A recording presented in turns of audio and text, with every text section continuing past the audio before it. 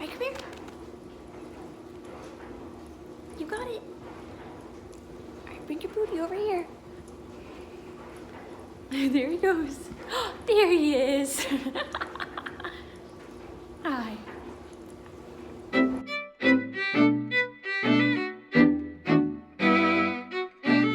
Hi everyone, my name is Elizabeth. This is Frizzy Lizzie Stitches. Today is December 10th, 2022, and this is Flosstube number 34. And I have Wilson today. So, Wilson got a lot of love last week in his adorable little appearance. And I agree, he is the cutest dog ever. He's actually super fluffy right now, and we are taking him to get groomed next week. So he will look like a different dog, but it'll be nice because won't have to brush him nearly as much. But yeah, so anyway, it's been about 2 weeks since my last update. I haven't done too much stitching, but I did want to stay consistent and show you what I worked on anyway, because I think what I have worked on is nothing to sneeze at. So even though it's just 2 projects. And last weekend I attended the Jingle Ball, so I have some haul to show you from that later on in the video. And yeah, so of my projects I'm going to show you, one of them is a finish and one of them is a start. So yeah, and then let's see, that's pretty much it as far as like opening things go. Piper's trying to climb on the ring light box, so usually I put it away, but I was a little lazy today, so oh well. Anyway, let's just start talking about the stitching. Right, Wilson? Yeah? Okay, so my first project that I'm going to show you is my finish, and you probably can guess what it is based on last week's video.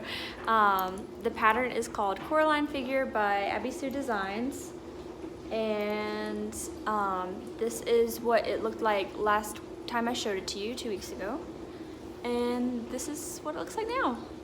So I finished filling in her face and the jacket, did all the back stitch, and I actually slipped my initials in there. He's gonna go check out Piper.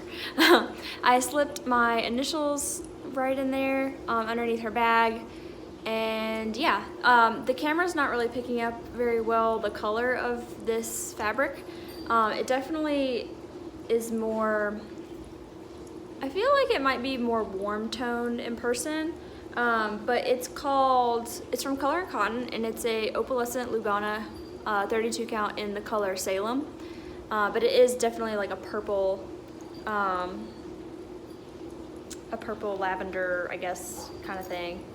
But yeah, the camera makes it look more like gray, but like I said, it is a little bit more warm tone in person. I think this pattern looks great on it. I think the yellow contrasts well with the purple, and really the only thing that blends in is her stockings, but with the back stitch, that's not even really a problem. So, but yeah, let's see. In the past 2 weeks, I worked on this for 8.5 hours, and the total time that it took me to stitch this was, excuse me, Wilson, was 22 hours and 53 minutes. So yeah, and my plans for finishing, I would like to get like a oval frame, and I would like for it to be black, and I'm thinking that I want it to have some sort of like ornate design on it. I don't really know how difficult that's going to be to find, but I'll probably just, every time I'm at like Home Goods or Target or anything like, or the craft store, just kind of look and see what frames are available.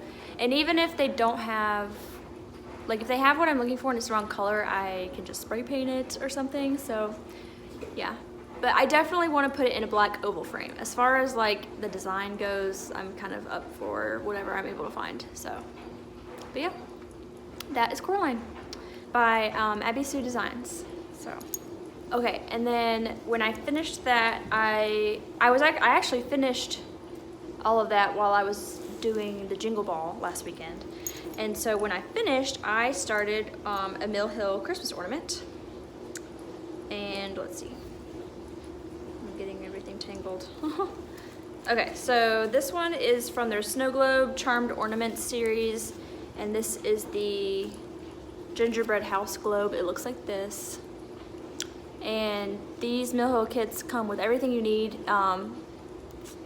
Perforated paper, floss, beads, and it even came with a needle for doing the cross stitch and a needle for doing the beading. So, and then this is what mine looks like so far. Let me find a blank piece of paper to put behind it.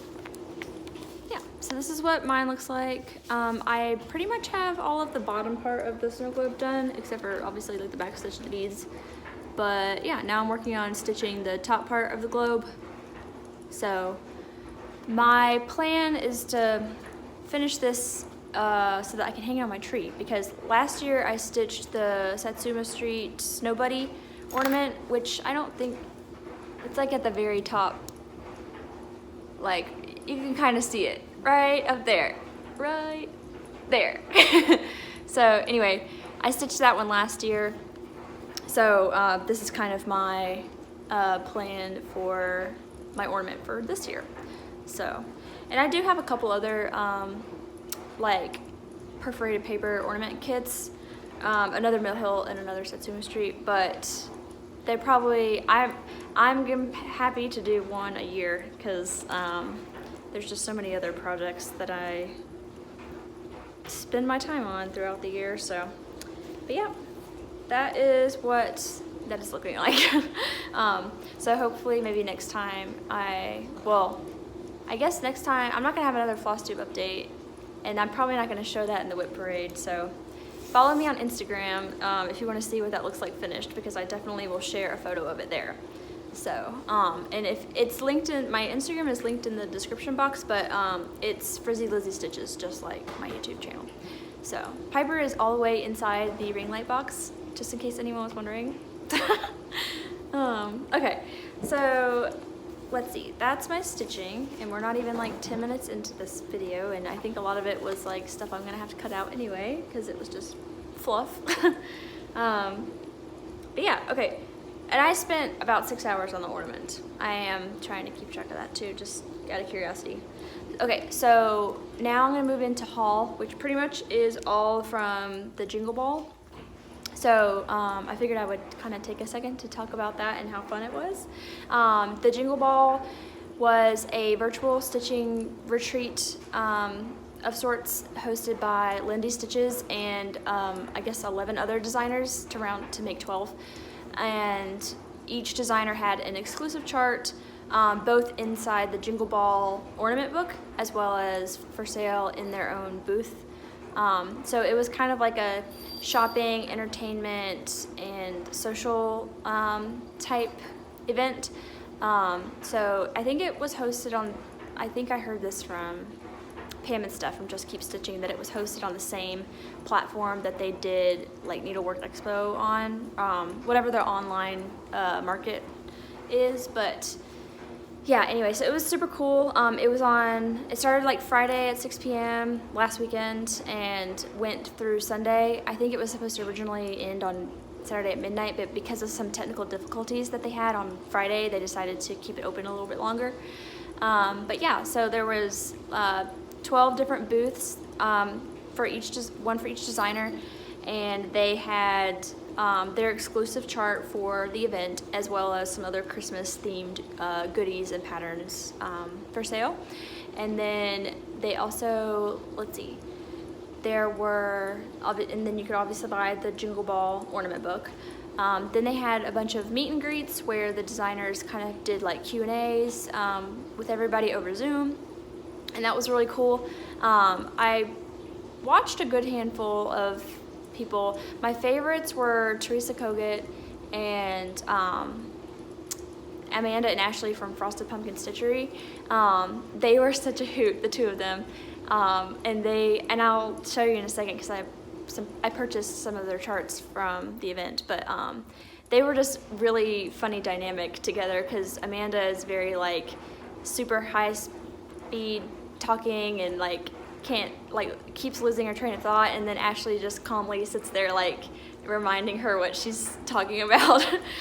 Anyway, I thought it was super cute, and listening to them talk about how Frosted Pumpkin Stitchery came to be was also really fun. So lots of designers got asked kind of what their process is like, which was very interesting to hear about, because I know a lot of people kind of think about, like, you know, they have ideas of their own for making their own cross stitch patterns. So really awesome that we got to kind of hear actual cross stitch designers talk about their process. So yeah, and then they had like 8 hours worth of entertainment. So there was like, each designer read a snippet of A Christmas Carol by Charles Dickens, and then there were several other snippets, like them talking about their new releases, them talking about like family recipes and that sort of thing. So it was really entertaining, and I quite enjoyed myself. So let's get into what I purchased.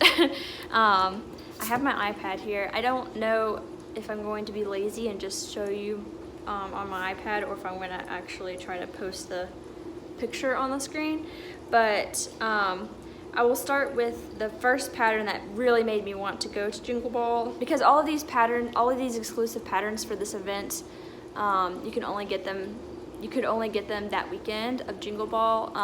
Otherwise, they won't be released until probably this time next year. But let's see.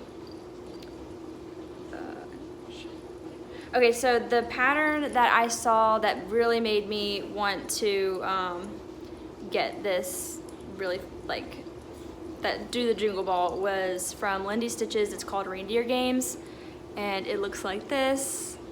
I think this pattern is so stinking cute. This is another kind of collaboration with an artist. I think her name is Terry Runyon or something. She was the one that did the Frankenscat and purple, I think it's called Purple Transport, where it's like a cat riding a purple unicorn. Anyway, so same artist, and then Stephanie from Lindy Stitches turned them into cross stitch. So yeah, I am super excited about this.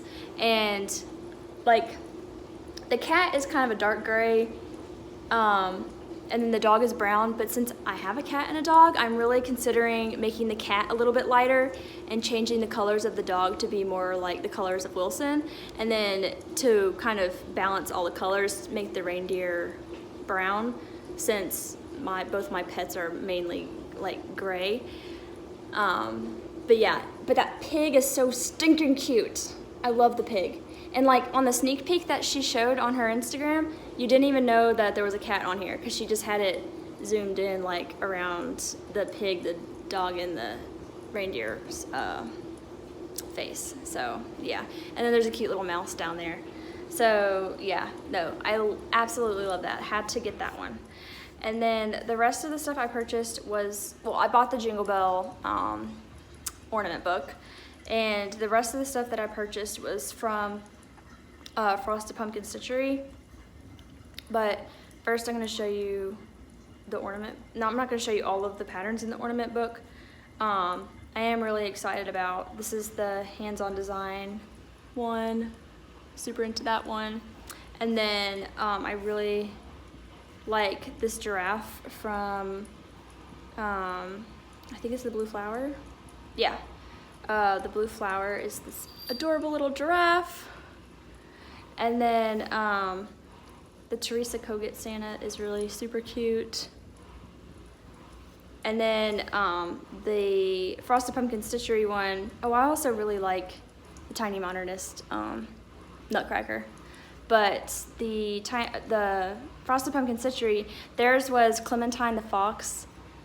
And their patterns are always so cute, but what really made me want to get the companion piece for Clementine was listening to Amanda and Ashley during their meet and greet, because Amanda was talking about how like super into romance novels she is, and how when they were asked to do the Jingle Ball, she just like kept thinking of like a character that would be like going to a ball to like meet her prince and all that kind of stuff, and listening to them talk about that was just so super cute. So I ended up buying the Frosted Pumpkin exclusive pattern that goes with their pattern from the Ornament book, and it's Coulter the fox. So he's the little duke that is supposed to go with Clementine. So I just thought that was such a cute little story behind the patterns there.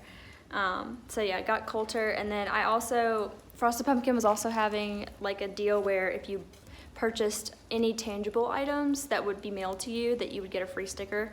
And I love stickers, and especially this particular sticker that they were sending out. So I'll show you what I purchased first.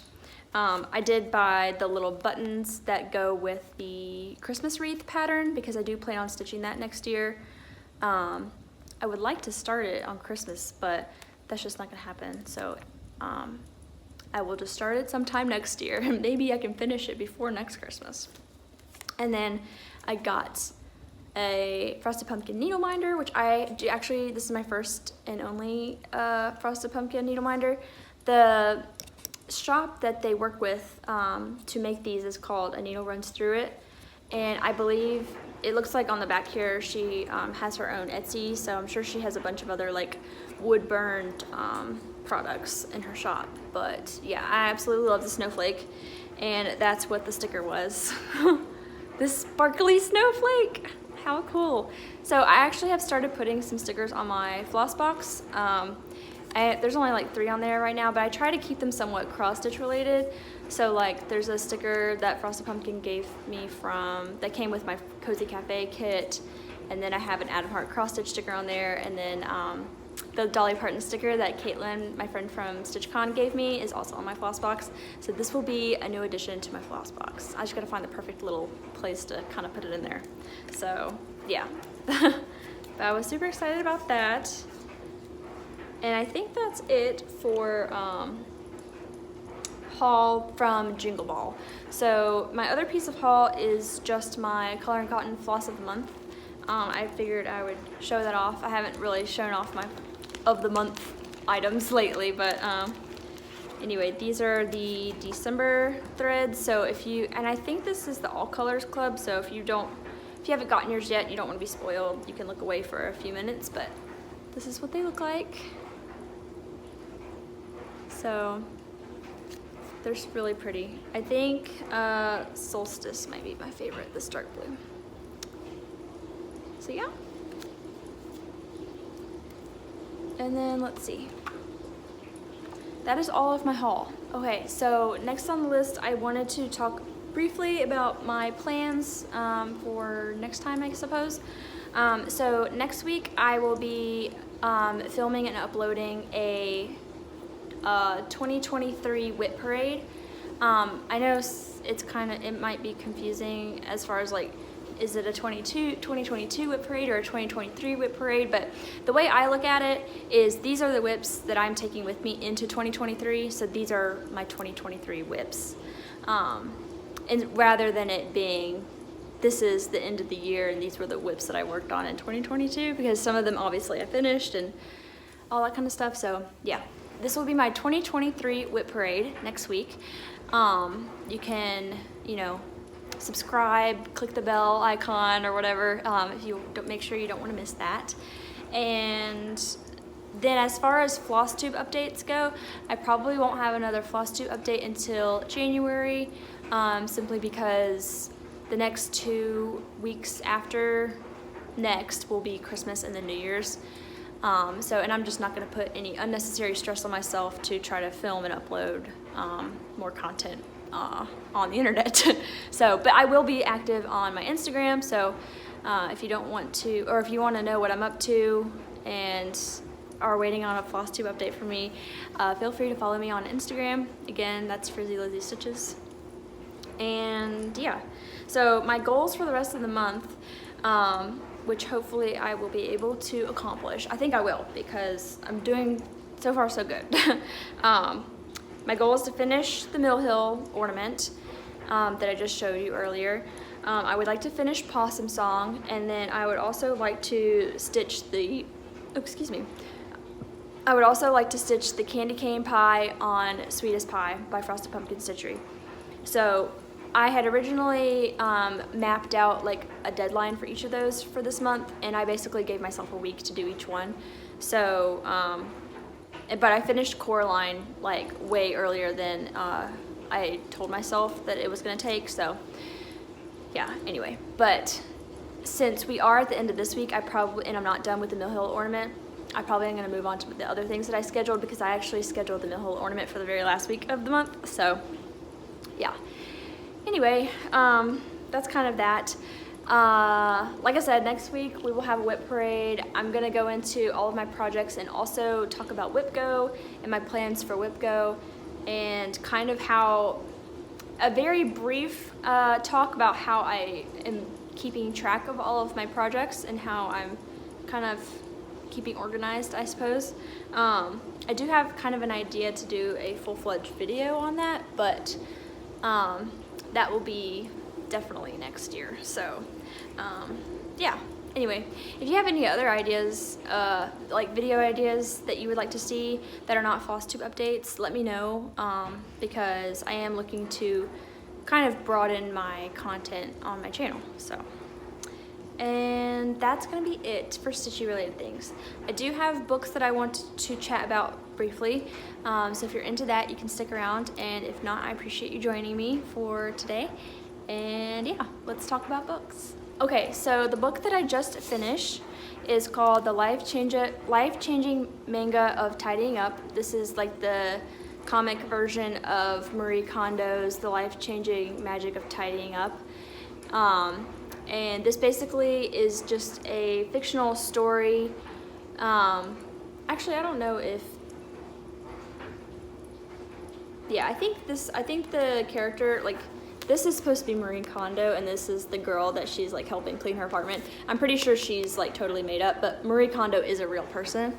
But I think this is kind of supposed to be like a scenario of like, this is kind of the action that you take to do the tidying up, whereas her book is mainly just like, I mean, it tells you how to tidy up, but I feel like this is like a visual example of how to do that.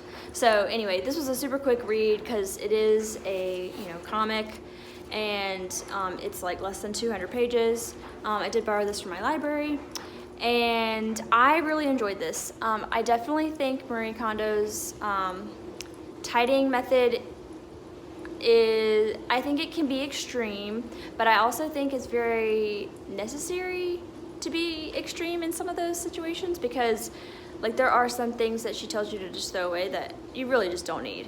And I definitely have kind of done that a little bit, especially with like papers and things like that. But yeah, I think the biggest part though that most people take away from this method is how to tidy your closet and your clothes, because that's another interesting thing. She doesn't talk about you don't tidy rooms, you tidy like things. So like instead of tidying your closet, you would tidy your clothes. So you would pull all of your clothes out, because maybe not all of your clothes are in your closet, maybe some of them are in your drawers, or maybe they're in the laundry or whatever. You would take all of your clothes, put them in one place, and go through them that way, and then put them back where they're supposed to go. Anyway, I'm sure most of you have heard of this because it's very popular, but I definitely recommend the manga, if you're just not up for reading like a full book of tidying. But yeah, I did find this very entertaining, and I definitely feel inspired to go clean out my closet. So maybe that will be a big spring cleaning activity, who knows. But yeah, that's what I just finished. What I'm currently reading, I'm actually listening to Kill a Mockingbird by Harper on audiobook. I'm listening to this on my way to work every day, and I absolutely love it. I think I have like 3 hours left of the audiobook, which is probably like chapter 20 something. How many chapters are in here? There's 31 chapters, and I think I'm on chapter like maybe 25 or something. But yeah, this is a really great book. And being somebody who was born and raised in the Deep South, there are definitely lots of things that happen in this book that I can totally understand and relate to. Or like, I'm like, oh yeah, that's just how it is. Or how it was anyway, because this was written, I guess, I think this takes place in the 60s or something. Or maybe this came out in the 60s and it's like written in modern day, which then would have been the 60s, but anyway. But the audiobook is really good because Sissy Spacek is the narrator, and she's got a wonderful southern accent to pull this off, and she's just really good at reading this book. And also there are like little snippets of music throughout the book, like little blurbs between chapters or between like pivotal points in the book, which is also entertaining because I've never listened to an audiobook that had music in the story. But yeah, I really enjoy this and I can't wait to finish it. So I think this will definitely be considered a favorite of mine. And then the book I want to read next is honestly just kind of a TBR highlight, to be read highlight, because I started, Cerulean Sea like forever ago, and I don't have as much time to like sit down and read a full book, like a book with like words. So that's why reading this was really nice, because it's just pictures and it goes by really fast. But yeah, the audiobooks are kind of the way to go. So I do have Cerulean Sea audiobook on hold at the library, but I also borrowed this book from the library a long time ago. This is called Funny You Should Ask by Elissa Sussman. This is a romance novel. I'm pretty sure they're like, it's like a, what's the word I'm looking for? It's like an old love, but they're like reconnecting with an old love. I don't know. But anyway, I've had this on my TBR for quite a while. Okay, so it says, then 20-something writer Chani Horowitz is stuck. While her former MFA classmates are nabbing high-profile book deals, all she does is churn out puff pieces. Then she's hired to write a profile of a movie star, Gabe Parker, her #1 celebrity crush, and the latest James Bond. All Chani wants to do is keep her cool and nail the piece, but what comes next proves to be life-changing in ways she never saw coming, as the interview turns into a whirlwind weekend that has the tabloids buzzing, and Chani gets closer to Gabe than she had planned. Ooh. And then something happens, I'm assuming, because then, 10 years later, after a brutal divorce and a healthy dose of therapy, Chani is back in Los Angeles with the career of her dreams as a successful writer. Except that no matter what new essay collection or online editorial she's promoting, someone always asks about the profile. It always comes back to Gabe. So when his PR team requests that they reunite for a second interview, she wants to say no. She wants to pretend that she's forgotten about the time they spent together. But the truth is that Chani wants to know if those 72 hours were as memorable to Gabe as they were to her. And so she says yes. Alternating between Chani and Gabe's first meeting and their reunion a decade later, this deliciously irresistible novel will have you hanging on until the last word.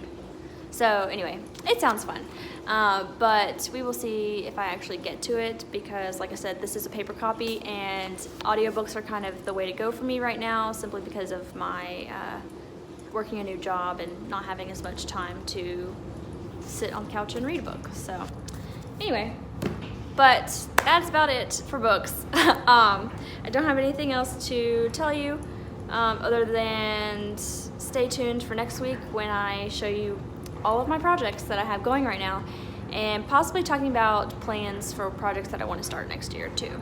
So yeah, I think I'm going to leave you here before I ramble into nothingness, and I will talk to you next week. Bye!